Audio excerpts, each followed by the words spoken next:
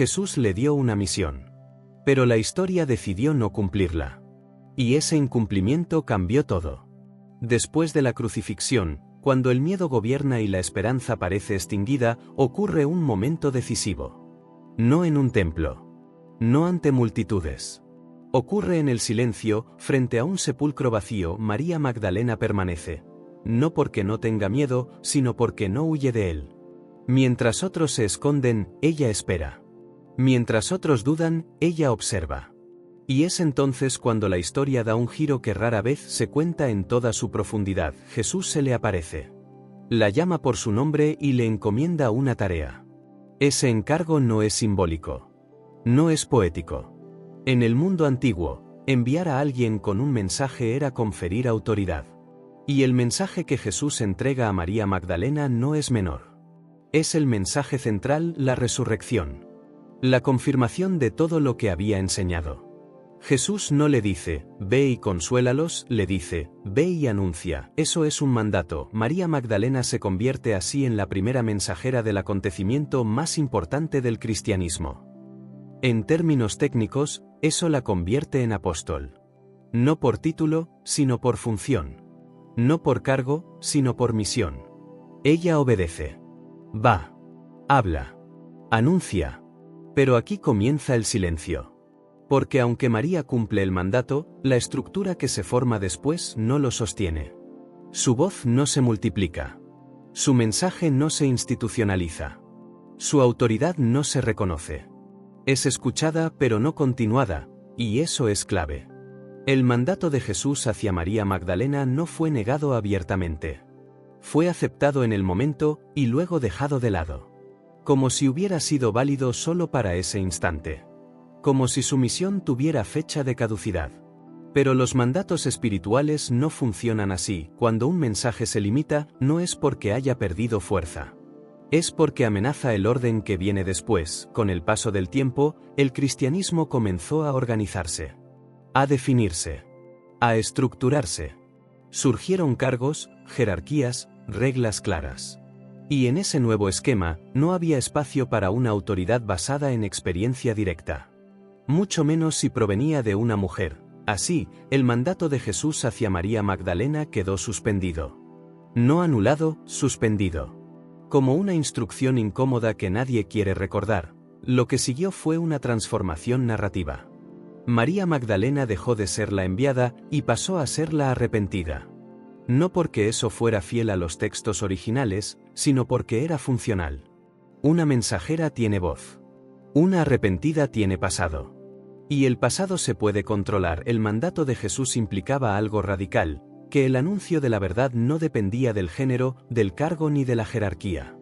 Implicaba que la autoridad espiritual podía nacer del reconocimiento interior, no de la estructura externa. Eso era demasiado disruptivo. Así que el mensaje sobrevivió, pero la mensajera fue desplazada. Durante siglos, se habló de la resurrección. Se predicó. Se institucionalizó. Pero casi nunca se enfatizó quién fue enviada a anunciarla primero. Y cuando se la mencionó, fue despojada de su autoridad original. No se negó el mandato. Se vació de contenido. Esto plantea una pregunta incómoda. ¿Qué ocurre cuando un mandato divino entra en conflicto con una institución humana? La historia suele elegir a la institución. El mandato de Jesús hacia María Magdalena no desapareció porque fuera irrelevante. Desapareció porque recordaba algo peligroso, que la verdad no necesita intermediarios permanentes. Que la experiencia directa tiene valor. Que la fe no siempre se organiza, a veces se vive. María Magdalena encarnaba eso. Y por eso, su misión fue silenciada sin ser negada, pero los mandatos no mueren. Solo esperan. Esperan a ser recordados. Releídos. Reinterpretados. Tal vez el mandato no era solo para María. Tal vez era una semilla. Una invitación. Una grieta en la estructura. Una forma de decir, la verdad no pertenece a nadie. Y si avanzamos un poco más en esta línea de análisis, surge una pregunta aún más delicada. Si Jesús confió en María Magdalena como mensajera de la resurrección, si fue ella quien recibió el encargo de anunciar lo que había visto, ¿Por qué ese mandato no se desarrolló plenamente dentro de la estructura que vino después? ¿Por qué su voz no continuó amplificando con la misma fuerza que la de otros discípulos? En los relatos evangélicos, el momento en que María anuncia la resurrección no es secundario. Es fundacional. Ella no solo presencia el acontecimiento central del cristianismo, sino que recibe una instrucción clara: ir y comunicarlo. Ese acto la convierte, simbólicamente, en la primera proclamadora del mensaje pascual. Sin embargo, cuando la Iglesia comenzó a institucionalizarse y a definir roles formales, ese impulso inicial no se tradujo en una continuidad visible de liderazgo femenino al mismo nivel estructural. Es importante entender que las comunidades cristianas crecieron en un entorno cultural específico. Las normas sociales del mundo grecorromano influían profundamente en cómo se organizaban las comunidades. Aunque el mensaje original pudiera haber contenido elementos radicales de inclusión, la adaptación al contexto social pudo haber llevado a suavizar o limitar ciertos aspectos para garantizar estabilidad y aceptación. No necesariamente por mala intención, sino por supervivencia institucional. Entonces, cuando hablamos de un mandato pausado, tal vez no nos referimos a una cancelación explícita, sino a una transición donde el impulso inicial se fue diluyendo dentro de una estructura más rígida. El mensaje permaneció. El acontecimiento quedó registrado. Pero el potencial transformador del liderazgo femenino pudo haberse contenido dentro de márgenes más estrechos. Y esa contención, repetida durante siglos, terminó definiendo la memoria histórica de quien tenía voz pública y quien no.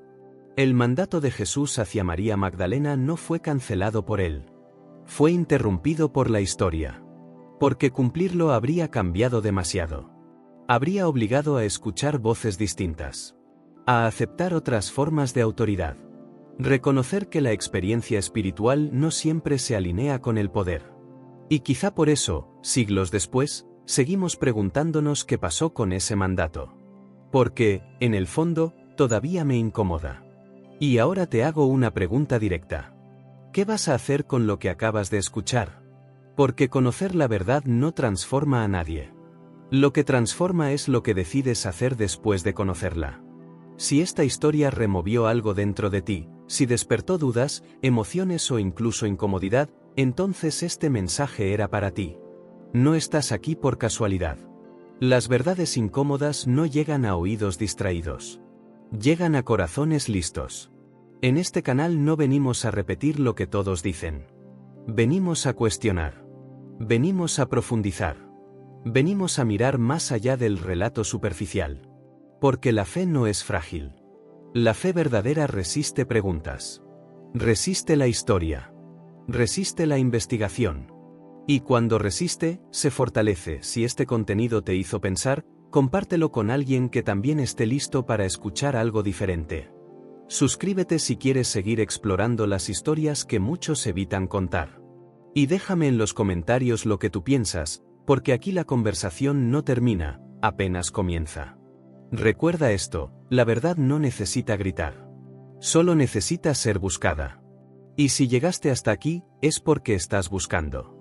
Nos vemos en el próximo episodio. Amigos, gracias por quedarte hasta el final.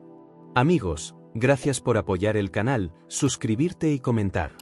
Si te gustó, regálanos un me gusta. Feliz y bendecido día.